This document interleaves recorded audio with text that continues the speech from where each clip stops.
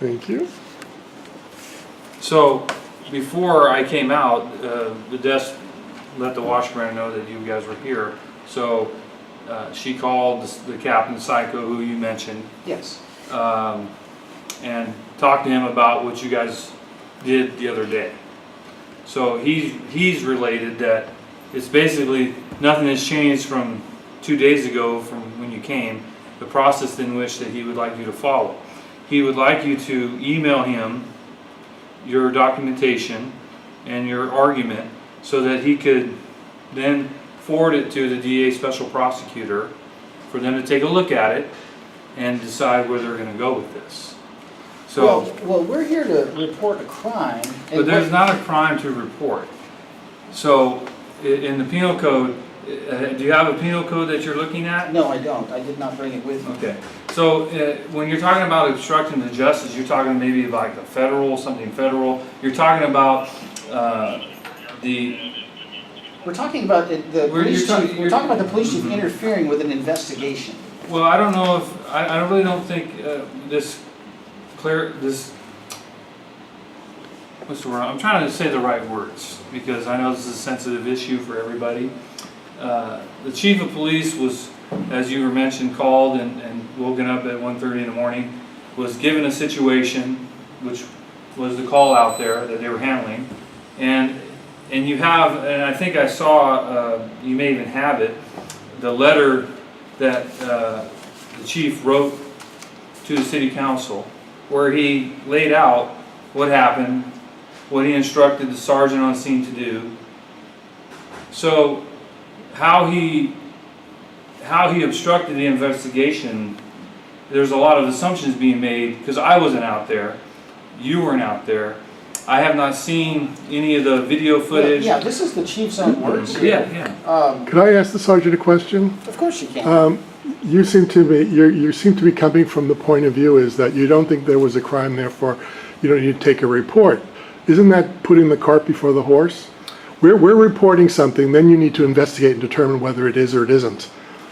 But to say that we can't report it because you don't think a crime was committed seems to be putting the cart before the horse. Well, I think this, and I'm just going by what has already transpired and what the captain said to do. So what I'm saying is, you've read the letter, you're here to try to report a crime. What we're saying is, this crime has already been reported.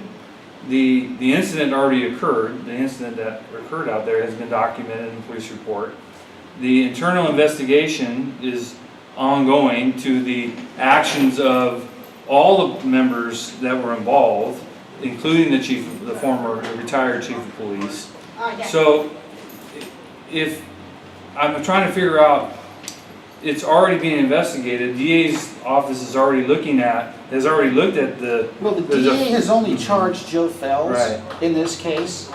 And that brings up another point. If the DA had enough evidence to arraign him months later, then why didn't these 4 officers that arrived that night not have enough evidence to arrest him? Well, that's the thing. They also looked at all those people that you're talking about. There's police reports that document everything. So if the DAs thought that the officers or the supervisor or the chief of police were obstructing anything, that they would in turn have an investigation of their own into that. So I'm not aware of that. So again, we go back to the same point of... Well, what we have are 4 officers that showed up. A man had an accident, he smelled of alcohol, and instead of immediately administering a breathalyzer, they call the chief. The chief says, hey, whoa, guys. And this is by Dan Hughes' own admission. Right, well, whatever it says there. It does, well, I wasn't there, so I'm not going to talk about what they did or what they didn't do because I wasn't there. Joe, why don't you read to the sergeant the response you got from the Orange County District Attorney's Office as to where the proper place is to report this crime. Reported misconduct on the part of law enforcement officers should be reported to the Internal Affairs or Professional Standards section of the law enforcement agency. Misconduct, misconduct. And that's what I was telling you. There's a difference between filing a police report for a crime and then filing a personnel complaint for misconduct. It's two different Well, things. Yes, and misconduct is So one aspect of right. this. What you're but- saying reads more on misconduct than it does a crime to report. Dan Hughes interfered with official police business that And night. that's your opinion. Well, I'm that's here- your opinion. That is my opinion Right. based on my knowledge of the English language and his words in his own statement.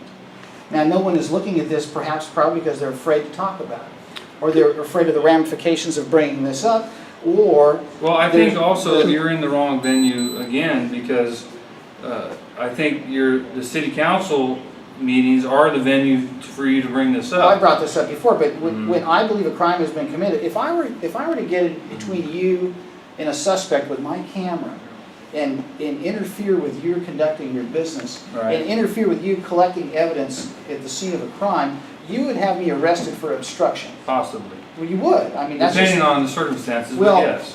Dan Hughes should have been arrested for obstruction of justice. Well, I that night. disagree because I don't. It's not your call, But- obviously. But I just disagree with what you're saying, but this is my opinion also, but the bottom line is, Mr. Candler, I Yes. respect you're disagreeing with me, but I have to tell you that when you have somebody who wrecks his car and he smells like alcohol And is fleeing the scene of and an is fleeing the accident. scene of an accident at 1:30 in the morning and he's not given a breathalyzer by the 4 officers that show up, can you please tell me that that's the proper way to handle police business? I wasn't there.